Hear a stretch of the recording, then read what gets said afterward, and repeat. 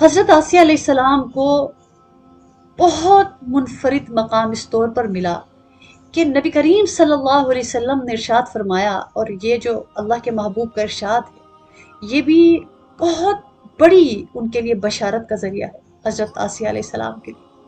کہ دیکھیے وہ دنیا سے چلی گئی اور انہوں نے سب کچھ اپنے رب کے لیے کیا تھا، ان کو کوئی اپنی تشہیر کا شوق نہیں تھا،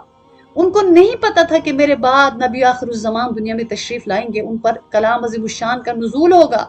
اور وہ نبی آخر الزمان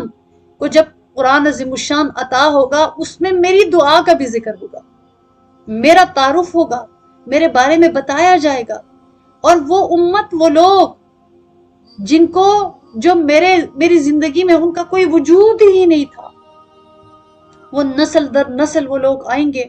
اور وہ مجھے یوں جانیں گے جیسے کوئی اپنے رشتہ دار کو بھی اتنا نہیں جان سکتا،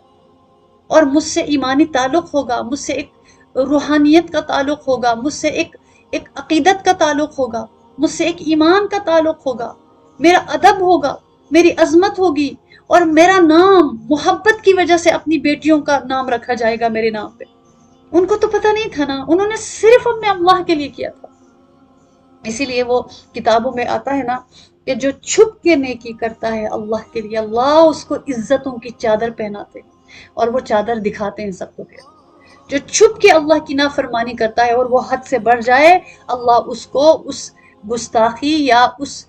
نافرمانی کی چادر پہنا کے اس کی برائیاں لوگوں کو دکھاتے ہیں۔ یعنی جب انسان حد سے بڑھ جاتا ہے، اعلانیہ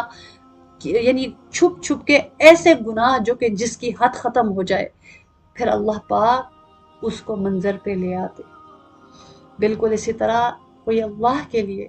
جس کا کوئی گواہ نہ ہو، وہ اگر چھپ چھپ کے اللہ کے لیے نیکی کرے نا، اللہ پاک اس کو اس کی چادر پہناتے۔